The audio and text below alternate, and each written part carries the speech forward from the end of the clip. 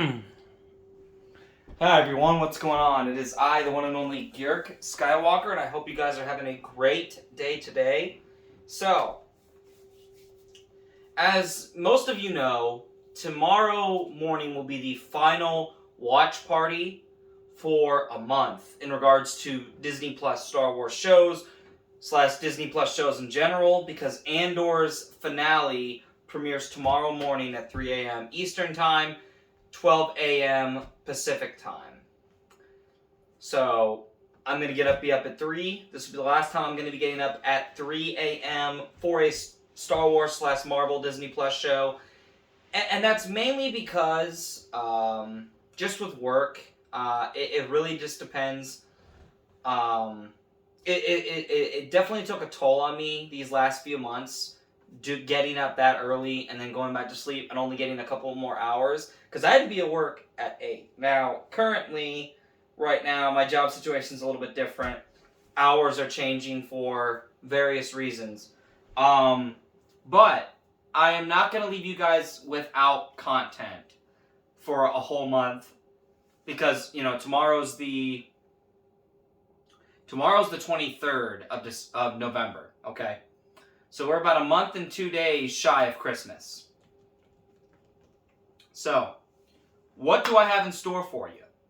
Well, I'm going to show you what I have in store for you. Let me make sure I have all the movies I need here. Yes, I do. Okay, good deal.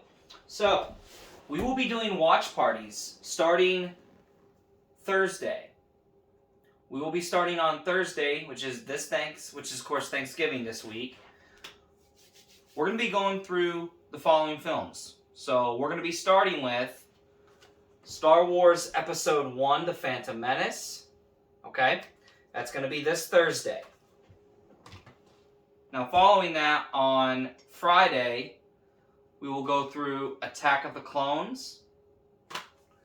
Saturday, we will be going through some Clone Wars content. We will mainly be going through the Clone Wars movie, Season 2, Episode 16, and Season 1, Episode 16, because both of those episodes take place right before the Clone Wars movie. Following the Clone Wars movie, we'll be watching Season 5, Episode 20, Season 7, Episodes 1 through 4, as well as Episodes 9 through 12. We are skipping the middle arc of Season 7 of the Clone Wars because I think it is not that great, and it's boring, and I don't like the characters. I don't even remember their names, they're that forgettable. But they're those chicks that have the shaved heads, whose names leave me right now. Anyway, we're skipping those. After we get through the end of Season 7 of the Clone Wars, we'll be going through, on Sunday, we'll be going through Revenge of the Sith. Okay? Following Revenge of the Sith, we will be going through Solo, a Star Wars story. Then we'll be going through the episode 1 through 6, the entire series of Obi-Wan Kenobi. Following that, we'll be watching the episode of Star Wars Rebels. I believe it is Season 3, episode, I want to say it's episode 22. It's the Twin Sons episode where Obi-Wan, who's closer to being the Alec Guinness Obi-Wan you see in the original trilogy, fight Darth Maul. Following that episode, on the same day, we'll be watching Rogue One, a Star Wars story. Following that, we'll be watching Episode 4, A New Hope. Then Episode 5, The Empire Strikes Back. And lastly, we'll be watching Episode 6, Return of the Jedi. Now, you might be wondering, Kirk, what about the sequels? We are not watching the Disney sequel trilogy because it's the Disney trilogy.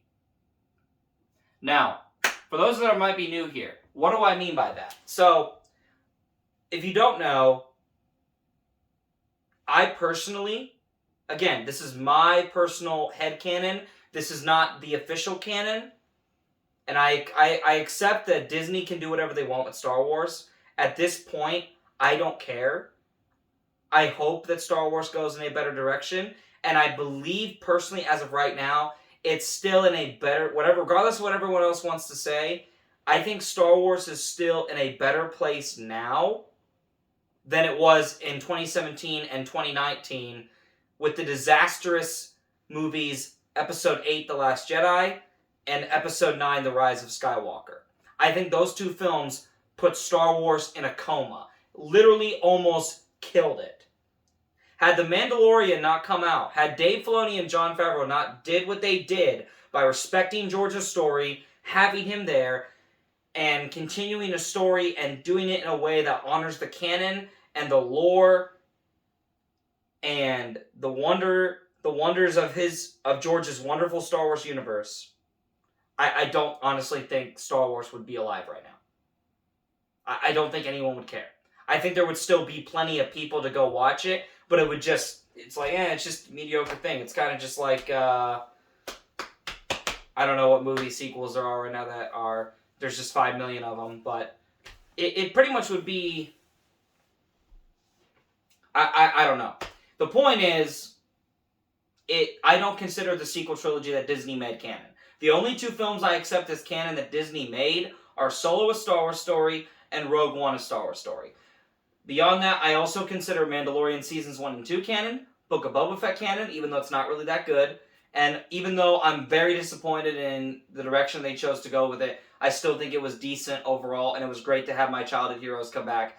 I still enjoy and consider Obi-Wan Kenobi canon, but I'm not happy about that. It should have been. It's not a could have. Obi-Wan Kenobi and Book of Boba Fett should have been better stories. Now, I'm not here to talk about those stories right now, but I am here to tell you, at some point down the road, well, yeah, so, let me just explain. So, I have my own personal sequel trilogy. This is the first part of my headcanon sequel trilogy. Luke Skywalker and the Shadows of Mindor. This is part of the old Legends Expanded Universe. For those that do not know, in 1991, it began with the Thrawn trilogy by Timothy Zahn. And it was the continuation of George's universe in comic book / novel form. Now, whether George considered the old Expanded Universe canon, he still had to sign off and approve on all of it. I know for a fact he considered the novelizations of his 6 films, Phantom Menace through Return of the Jedi, canon to the movies that he made, 1 through 6. Whether or not he considered all the other novels that are in between the films, the Old Republic stuff that takes place before the Phantom Menace and all the other 5 films that George made of Star Wars, and the stuff that comes after Return of the Jedi, like this.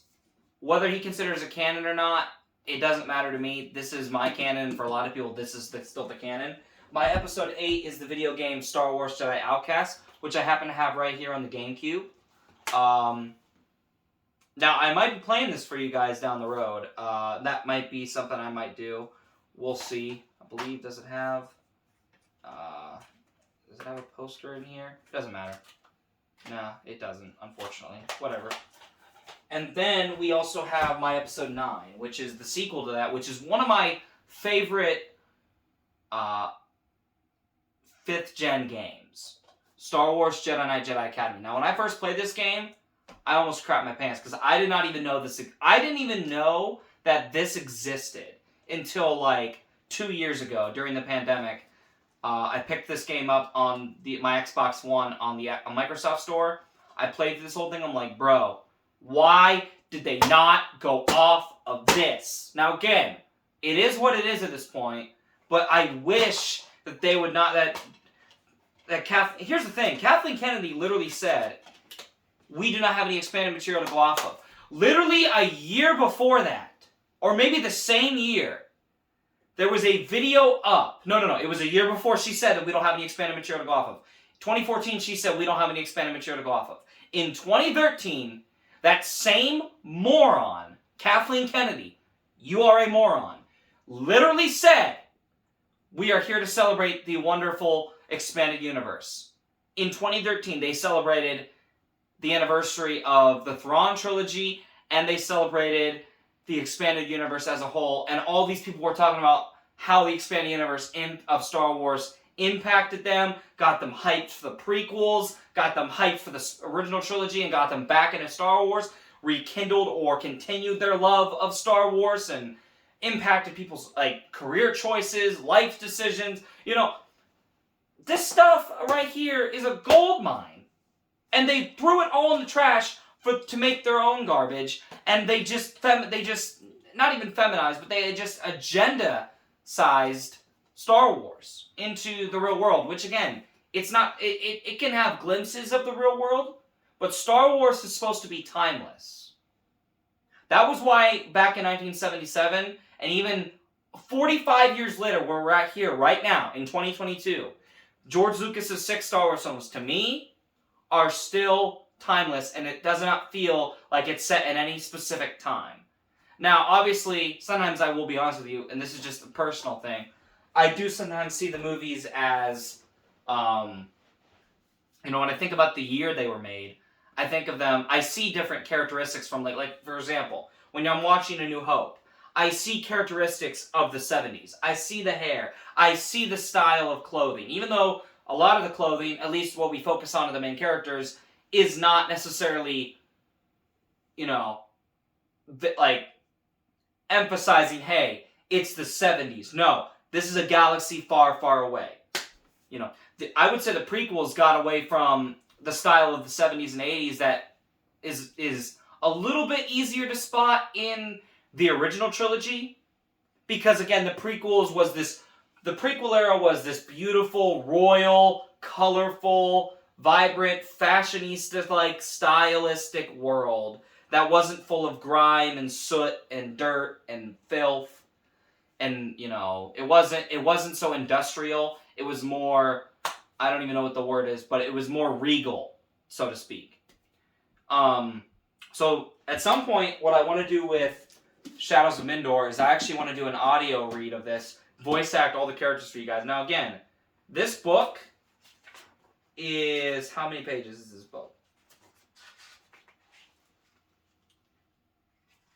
It is about,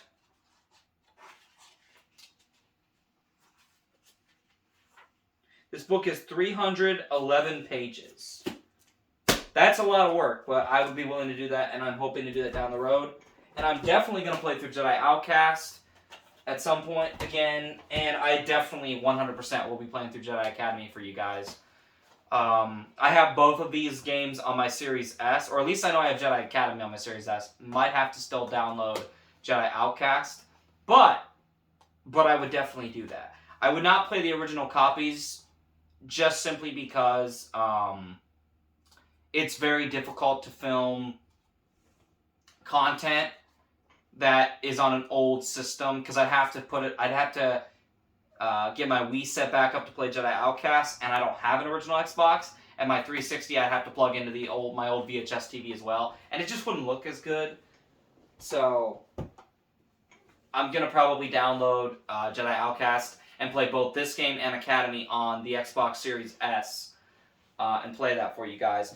So yeah, I went off a little bit of a tangent there, but I do have watch party content coming for you guys the rest of this month and through December.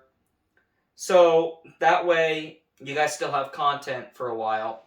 There will be another new Lego building video sometime in the new year. I don't know when yet, but I'm going to set it probably more towards February or March versus January, because I don't know if I'll have the money to buy the Legos.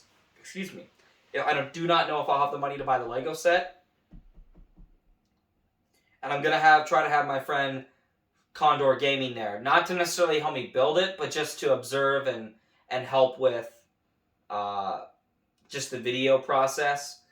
And also just to spice things up and talk about stuff as I film it. Because that video will probably be premiered as well. So yeah, guys, I'm really, really thankful for all the support through the Andor watch parties. Just put out a really, really good video for my God of War Ragnarok Jotnar Edition unboxing video. And yeah, I may not get that many views, but honest to God, personally, it does not matter to me. I just want to entertain people and do this kind of content. This is stuff I enjoy doing. And down the road, if it becomes a career, that's fine. And if not, I've said it before, I can be content with this just being a hobby. I have no problem with that whatsoever. But anyway, guys, until tomorrow, at 3 a.m. when I film the watch party. You guys probably won't be up at 3 a.m.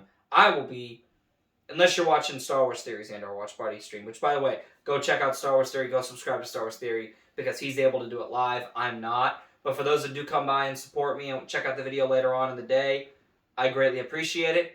And until then, stay safe, God bless, and remember, the Force will be with you. Always.